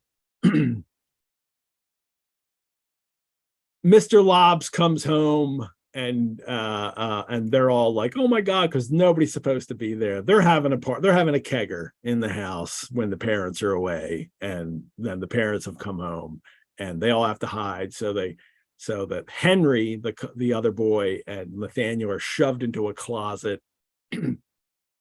Mr. Lobbs comes in, kissed his daughter, and demanded his pipe. I do that every day. I come in, I kiss my daughter and demand my. I don't never do that. And then they're like, oh no, they realize the pipe that he usually smokes is in the closet hanging on the wall where they're hiding. So this is large brown stemmed silver bowled pipe. Sounds like a nice pipe. Silver bowled. I don't know. I haven't had a bowl that was silver, but anyway, that's the pipe they're looking for. And then he finally opens the door and he finds the boys in there. What the devil do you want here? Said old Lobbs in a fearful voice. And Nathaniel Pipkin is bold, right? He says, I did come after your daughter. I love her, Mr. He declares himself to the guy who's going to beat him to a pulp because it's his daughter, and he's courageous. And then the other guy, Henry, kind of one-ups him, right? He says, I can allow this harmless person, sir, who has been asked here in some girlish frolic to take upon himself in a very noble manner the fault, if fault it is, which I am guilty of, and am ready to avow. I love your daughter and came here for the purpose of meeting her. I forbade you from this house long ago, and you did, but I've been here, to do this again. And then and they even says, like, don't stop him, Mariah, from if he has the will to strike me, let him, like he's being all noble. And then it's the wicked Kate cousin who kind of whispers to Mr. Lobbs, and she kind of she has this power over him. And then he's like, oh, okay, I'll be, he's persuaded to let it go. And, and then they do. And well, the end of the story is that, in a sense, Henry saves Nathaniel and becomes the hero when Henry and all the others should be like punished should be punished for poor Nathaniel through this. That's not the way it is, because Nathaniel's not going to get the girl. The nerd doesn't get the girl. In every John Hughes movie, it didn't happen. In this, it doesn't happen either. And they, the hero comes out and gets the girl, and Nathaniel's okay with it though, and he's even the witness at their marriage. He signs as the witness to their wedding, and then it ends with old Lobbs got down the pipe and smoked it, and it was a remarkable circumstance about that particular pipe of tobacco. I have to read this. That it was the most soothing and delightful one he ever smoked. Well, I don't care what your story is at this point. As a pipe smoker, I'm like, oh, that's nice. I like that. That's a good end. That's a good end to a story.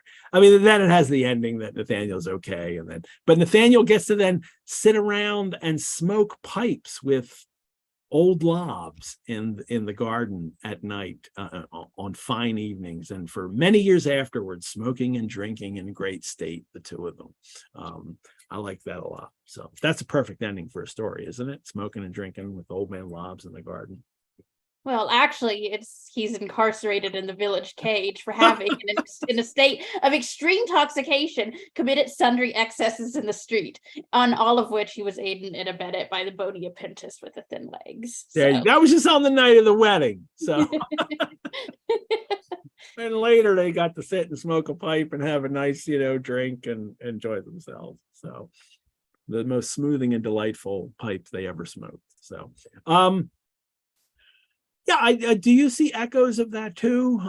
Of Dickens kind of, I mean, he's in this new marriage, right? And now that you mentioned that, I mean, I did find the descriptors of her twinkling, cunning eye and stuff of the cousin character. Maybe it's meant to be kind of a wink and a nod to. Yeah, this kind of private joke that he's writing here to, to Kate, who he was just married, that I've included you now in this story. I mean, all of the interpolated tales kind of take us out of Pickwick and what's going on, but they seem to have some kind of thematic connections to what's happening. The only thematic connection is that, we've just gone through this Mr. Pickwick trying to stop some, romance from happening, but it wasn't really, it was a trick. So this one, though, as opposed to the others, I think seems to connect thematically less, is what I'm trying to say, with, you know, the action going on and the story with the Pickwick and his friends than the others have at that particular moment of their story. So that's why I wonder. I mean, not only the Kate, the private joke, but also in Dickens's life, he had also been in love with a Maria Beadnell right before, you know, he meets, you know, Kate Hogarth. He's in love with Maria Beadnell. And that's the other person in this. There's a Maria and a Kate. Come on, he's writing a story about a Maria and a Kate, and I was just in love with a Maria, and now I'm in love with a Kate. Like, come on, how does this not connect to your life, Charlie? So I think that's what's going on here. But we don't have those details. Like, you know, I mean, we can only make the connections with his biography, but I think it's okay to do that, in a sense that I think it's not okay when you read biography into a text or read an author's intentions into a text without first knowing the biography. But if you know if the biography is there and then you can see echoes of it in a text, I think it's okay to make connections without. But we don't have all the perfect details of this, but there's I think the echoes are there. So anything else, anything I didn't hit that you had in your notes? No, I think we've gone through it all. Well, and that was a great way that you drew in that letter at the beginning with Kate as well. This is where Dickens is in his life. Yeah.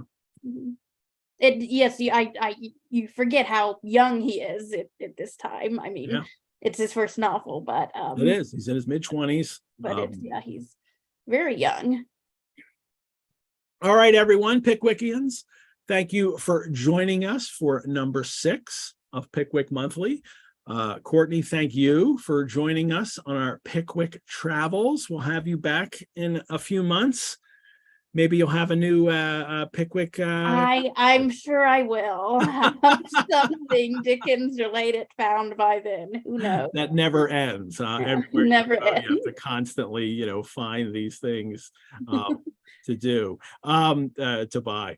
Coming up next month, everyone, my Pickwickian co-host will be James Armstrong for issue number 7, chapters 18 to 20.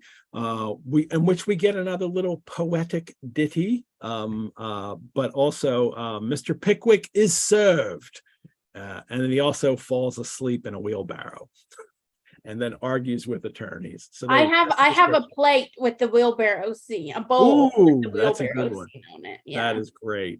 Well, we'll get all that next month, and again, let me remind you to subscribe to our channel, to like these videos, please. You can also support the Rosenbach through donation. Your support helps us create more programs like this and also care for our collections. You can also go online and see the new programs and courses we have coming up at the Rosenbach. Membership, you can also become a member. Membership gives you early access and discounts to programs and courses. You can find out more at our website. I am Edward G. Pettit of the Rosenbach Museum and Library, and I'll see you all next month for number 7 of the Pickwick Papers. May your next pipe of tobacco be the most soothing and delightful one you've ever smoked. Thank you. Bye-bye, Courtney. Bye.